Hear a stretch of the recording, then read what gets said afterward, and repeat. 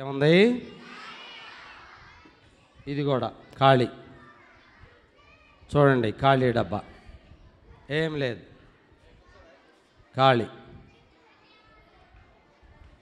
సహజంగా మనం ఇంట్లో డస్ట్ని ఎక్కడేస్తాం?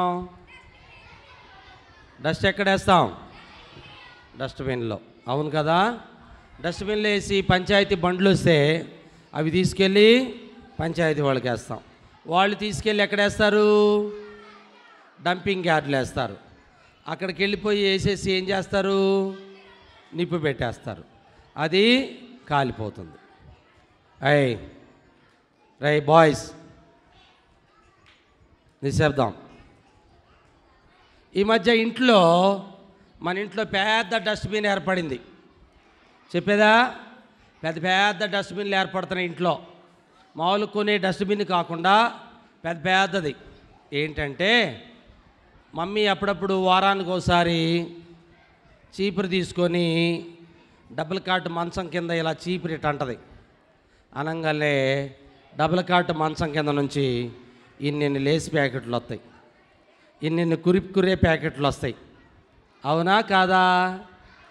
మనం తిని చక్కగా ఏం చేస్తున్నామంటే వాటి కింద వేసేస్తున్నాం. ఇంట్లోనే అంత డస్ట్ ఉంటే మన హృదయంలో ఎంత డస్ట్ ఉంది పిల్లలు? ఈ హృదయంలో, మానవ హృదయంలో చాలా చాలా డస్ట్ వచ్చేస్తుంది రోజు రోజుకి. దొంగతనాలు, అబద్ధాలు, చెప్పండి, అసూయ, మోసం, కుళ్ళు, ద్వేషం, అల్లరి, కొట్టుకోవడం, తిట్టుకోవడం. చెప్పానులే బూతు మాటల, ఎంతసేపు అని చదువుతావు? చెడ్డ మాటలల్లా ఒక్కొక్కరు చెప్పండి అయ్యా. తిట్టుకోవడం, కొట్టుకోవడం, కొరుక్కోవడం, డ్యాన్సులు వేయటం, పిసనారితనం, దేవదూషణ, అహంభావము, కోపం, గర్వం, డ్యాన్సులు.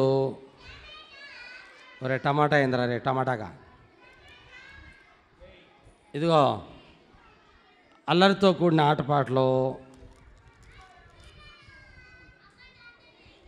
అమ్మా నాన్నకు లోబడకపోవటం, ఎగతాళి చేయటం,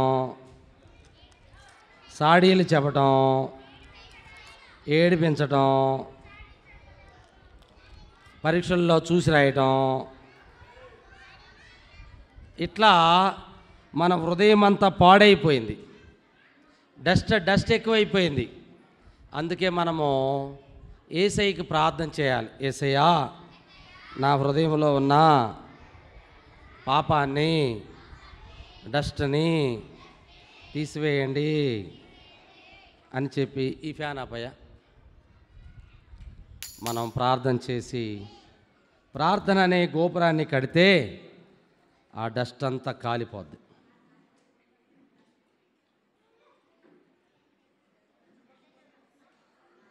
ప్రార్థన అనే గోపురాన్ని కట్టాలి.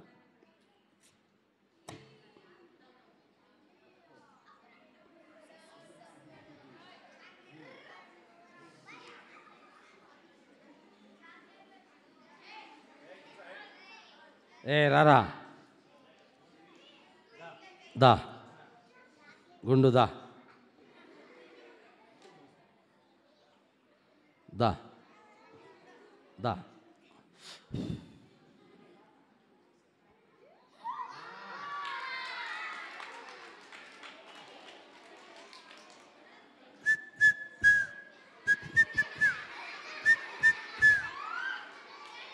నువ్వు కదా కూర్చో, చిన్నపిల్ల, దా.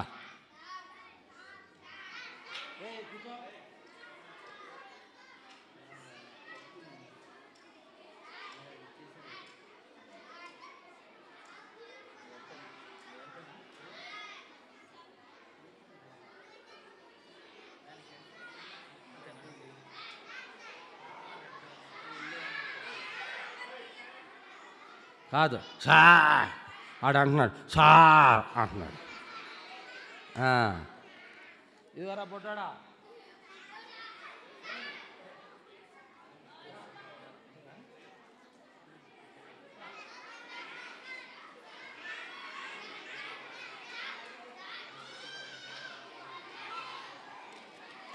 ఓకే, మీకు క్రమశిక్షణ లేదు, అందుకే మీకు ఇవ్వట్లా. సరిగా కూర్చోండి, కూర్చో. ఎప్పుడు చాక్లెట్ తిన్నట్టుగా అడుగుతారు. మ్యాజిక్ చేసేటప్పుడు మ్యాజిక్ని మ్యాజిక్ లాగా చూడాలి, అర్థమవుతుందా? ఓకే, ఇప్పుడు మనము ఒక మంచి విషయాన్ని చూడబోతున్నాం, చూద్దాం. పాలసనానయ్య.